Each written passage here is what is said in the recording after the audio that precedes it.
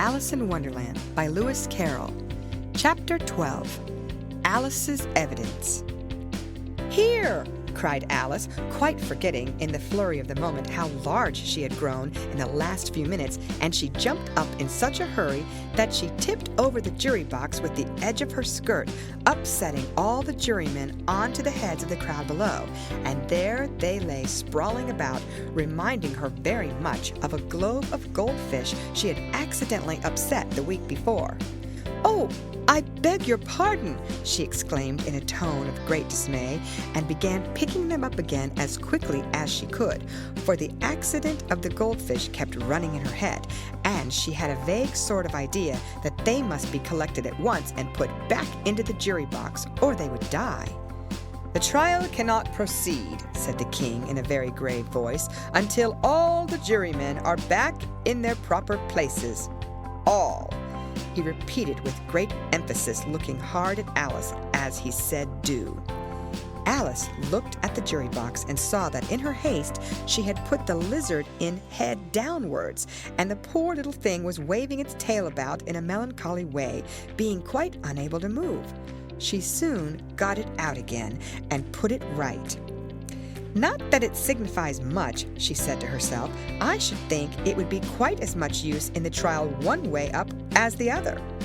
As soon as the jury had a little recovered from the shock of being upset and their slates and pencils had been found and handed back to them, they set to work very diligently to write out a history of the accident, all except the lizard, who seemed too much overcome to do anything but sit with its mouth open, gazing up into the roof of the court. "What do you know about this business?" the king said to Alice. "Nothing," said Alice. "Nothing whatever?" persisted the king. "Nothing whatever," said Alice. "That's very important," the king said, turning to the jury. They were just beginning to write this down on their slates when the White Rabbit interrupted. "Unimportant, your majesty means, of course," he said in a very respectful tone, but frowning and making faces at him as he spoke. "Unimportant, of course I meant," the king hastily said, and went on to himself in an undertone.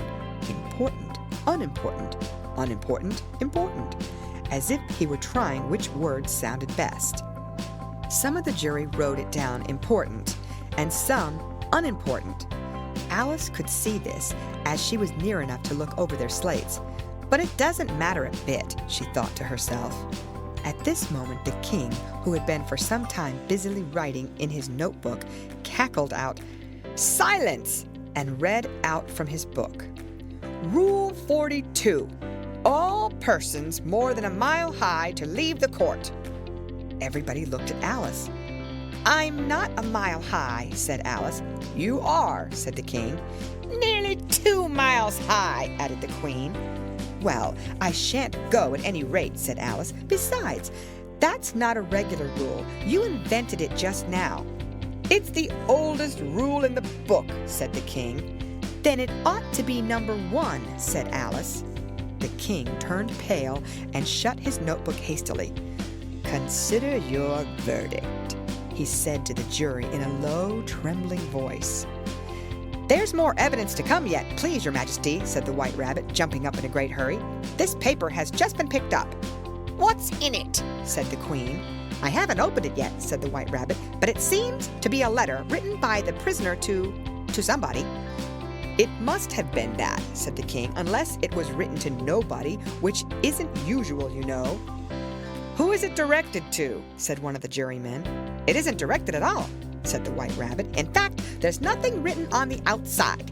He unfolded the paper as he spoke and added, "It isn't a letter after all. It's a set of verses." "Are they in the prisoner's handwriting?" asked another of the jurymen.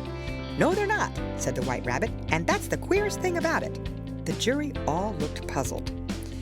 "It must have imitated somebody else's hand," said the king. The jury all brightened up again. "Please, your majesty," said the knave, "I didn't write it, and they can't prove I did. There's no name signed at the end." "If you didn't sign it," said the king, "that only makes the matter worse. You must have meant some mischief, or else you'd have signed your name like an honest man." There was a general clapping of hands at this. It was the first really clever thing the king had said that day. "That "That proves his guilt," said the Queen. "It proves nothing of the sort," said Alice. "Why, you don't even know what they're about." "Read them," said the King. The White Rabbit put on his spectacles. "Where shall I begin, please, Your Majesty?" he asked.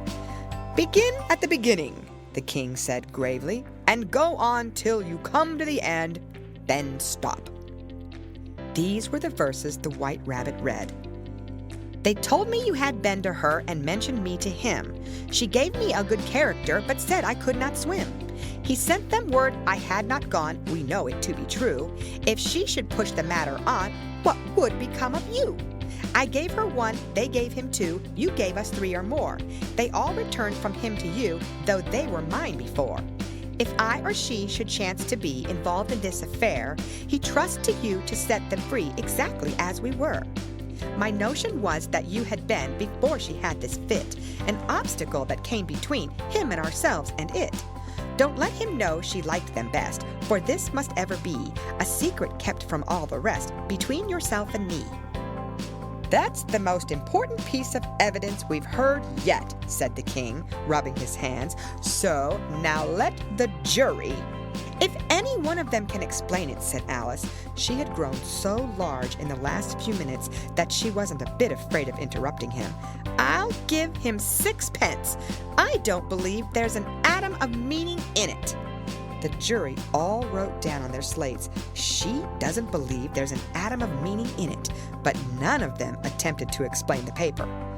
"If there's no meaning in it," said the King, "that saves a world of trouble, you know, as we needn't try to find any. And yet, I don't know," he went on, spreading out the verses on his knee and looking at them with one eye. "I seem to see some meaning in them after all. Said I could not swim. You can't swim, can you?" he added, turning to the knave. The knave shook his head sadly. "Do I look like it?" he said, which he certainly did not, being made entirely of cardboard. "All right so far," said the King, and he went on muttering over the verses to himself. "We know it to be true. That's the jury, of course. I gave her 1, they gave him 2. Why, that must be what he did with the tarts, you know." "But it goes on, they all returned from him to you," said Alice. "Why, there they are," said the King triumphantly, pointing to the tarts on the table. "Nothing can be clearer than that." Then again, "Before she had this fit." "You never had fits, my dear, I think," he said to the Queen. "Never!" said the Queen furiously, throwing an inkstand at the lizard as she spoke. The unfortunate little Bill had left off writing on his slate with 1 finger, as he found it made no mark, but he now hastily began again, using the ink that was trickling down his face as long as it lasted. "Then the words don't fit you," said the King, looking round the court with a smile. There was a dead silence. "It's a pun," the King added in an offended tone, and everybody laughed. "Let the jury consider their verdict," the King said for about the 20th time that day. "No, no," said the Queen. "Sentence first, verdict afterwards." "Stuff and nonsense," said Alice loudly. "The idea of having the sentence first." "Hold your tongue," said the Queen, turning purple. "I won't," said Alice. "Off with her head!" the Queen shouted at the top of her voice. Nobody moved. "Who cares for you?" said Alice. She had grown to her full size by this time. "You're nothing but a pack of cards." At this, the whole pack rose up into the air and came flying down upon her. She gave a little scream, half of fright and half of anger, and tried to beat them off, and found herself lying on the bank with her head in the lap of her sister, who was gently brushing away some dead leaves that had fluttered down from the trees upon her face. "Wake up, Alice dear," said her sister. "Why, what a long sleep you've had." "Oh, I've had such a curious dream," said Alice, and she told her sister, as well as she could remember them, all these strange adventures of hers that you have just been reading about. And when she had finished, her sister kissed her and said, "It was a curious dream, dear, certainly, but now run into your tea, it's getting late." So Alice got up and ran off, thinking while she ran, as well she might, what a wonderful dream it had been. But her sister sat still just as she left her, leaning her head on her hand, watching the setting sun, and thinking of little Alice and all her wonderful adventures, till she too began dreaming after a fashion, and this was her dream. First, she dreamed of little Alice herself, and once again the tiny hands were clasped upon her knee, and the bright, eager eyes were looking up into hers. She could hear the very tones of her voice, and see that queer little toss of her head to keep back the wandering hair that would always get into her eyes, and still as she listened, or seemed to listen, the whole place around her became alive, the strange creatures of her little sister's dream. The long grass rustled at her feet as the white rabbit hurried by. The frightened mouse splashed his way through the neighboring pool. She could hear the rattle of the teacups as the March Hare and his friends shared their never-ending meal, and the shrill voice of the Queen ordering off her unfortunate guest to execution. Once more the pig baby was sneezing on the Duchess's knee, while the plates and dishes crashed around it. Once more the shriek of the griffin, the squeaking of the lizard's slate pencil, and a choking of the suppressed guinea pigs filled the air, mixed up with the distant sobs of the miserable mock turtle. So she sat on with closed eyes, and half believed herself in Wonderland, though she knew she had but to open them again, and all would change to dull reality. The grass would be only rustling in the wind, and the pool rippling to the waving of the reeds. The rattling teacups would change to tinkling sheep bells, and the Queen's shrill cries to the voice of the shepherd boy, and the sneeze of the baby, the shriek of the griffin, and all thy other queer noises would change, she knew, to the confused clamor of the busy farmyard, while the lowing of the cattle in the distance would take the place of the mock turtle's heavy sobs.